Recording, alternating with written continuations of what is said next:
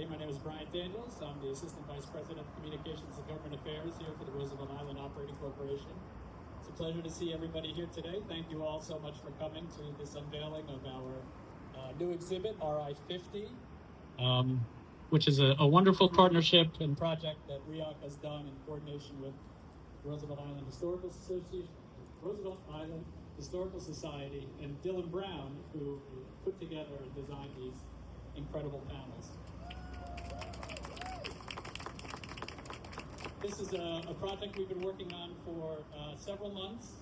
The idea being, how do we sort of celebrate the 50th anniversary of residents first moving to the island? And we thought, why not create something that will draw people right when they get off the tram, and also just residents to this area, learn a little bit about the history of the island and its rich history, and just sort of add a little bit of extra public art that a lot of folks can enjoy.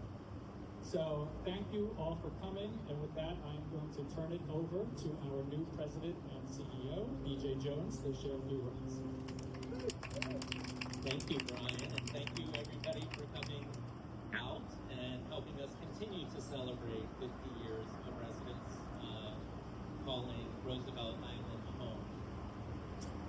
Roosevelt Island has been a place of transformation with many chapters, and I know that because I've been reading many chapters in the book by Judy Berdy and the Historical Society, from Nice Island to Hobbs Island to Blackwell's Island to Welfare Island and to Roosevelt Island.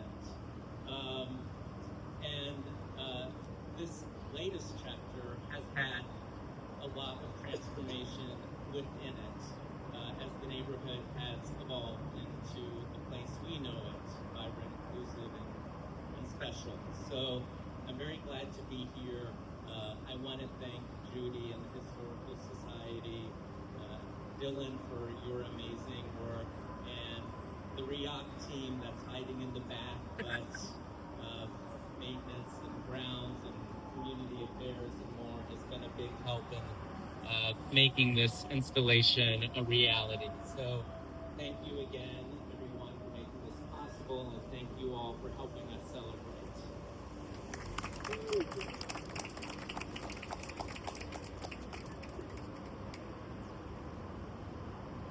First of all, I want to welcome everyone here, especially BJ.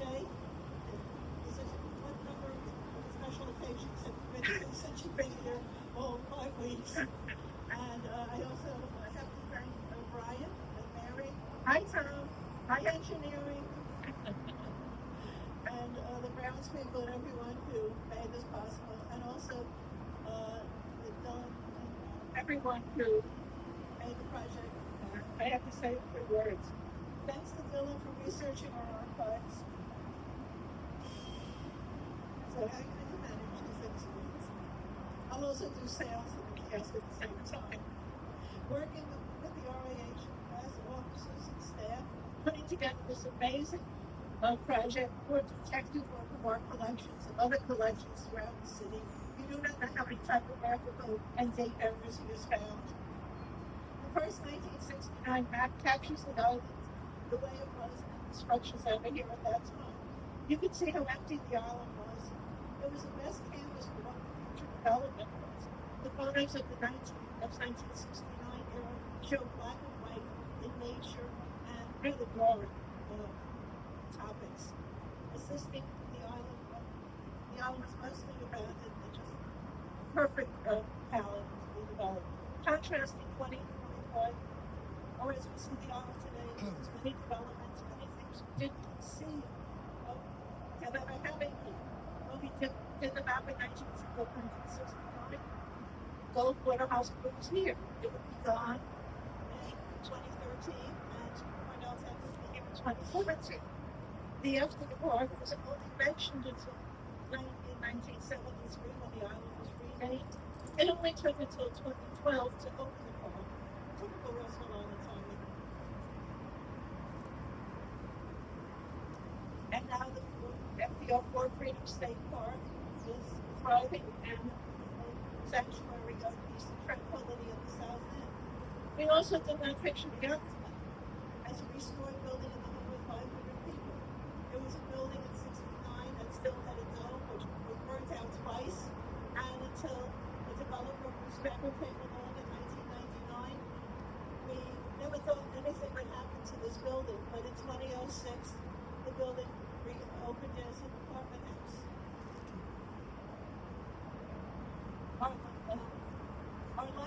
Our lighthouse was a sad, deteriorating building in a muddy park, and in the late 1970s, a wonderful architect named Nicholas Cornell Rothschild redesigned Lighthouse Park, which I think is probably, it's my favorite park, the way it's designed and the way it has held up for over 40 years. And of course, we have to acknowledge the restoration of the lighthouse by Tom Fenneman Architects about 3 years ago, and of course the lighthouse restoration and the girl cousin with Amanda Mathers' wonderful 5-year sculpture, including Nellie Bly.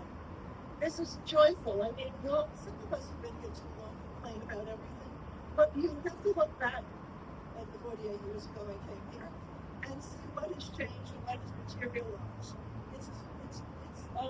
The North End is so beautiful country that Octagon Park and the park along the river, Octagon and Lighthouse Park, they're showplaces.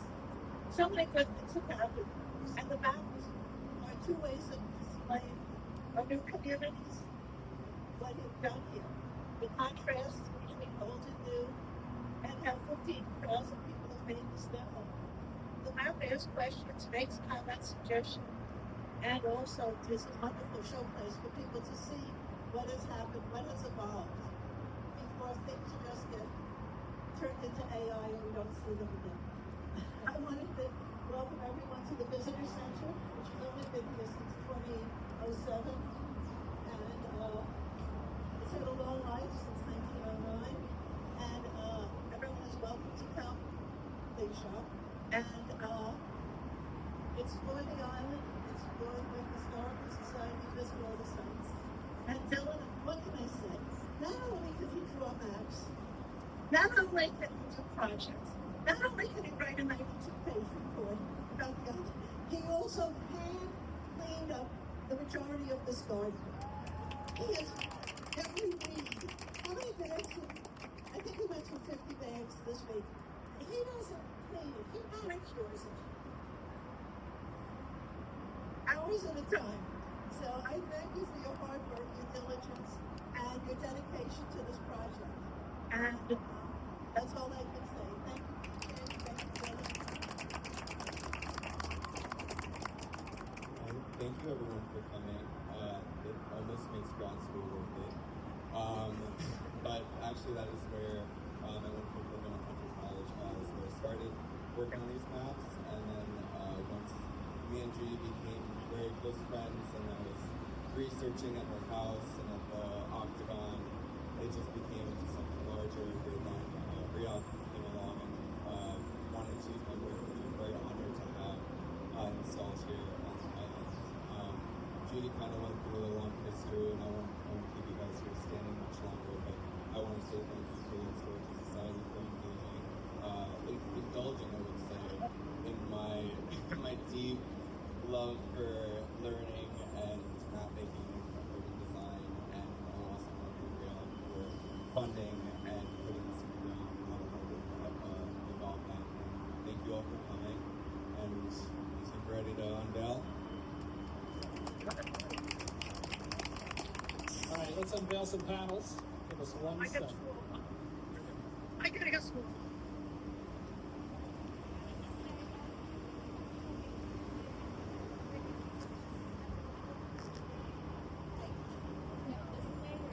Why not failed itself? I already did it. Yeah, why not?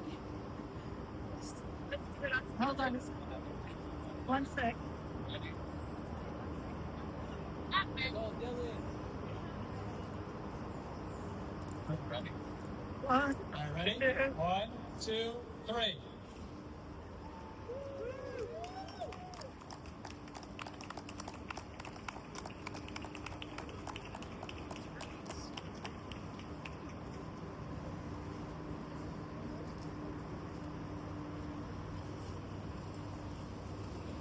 And these panels will remain on display here through early 2026. We encourage everybody to take a little walk through Roosevelt Island history when you have the opportunity. I want to thank you all again for coming today. We really appreciate it. And we'll see you around the island. Thank you so much.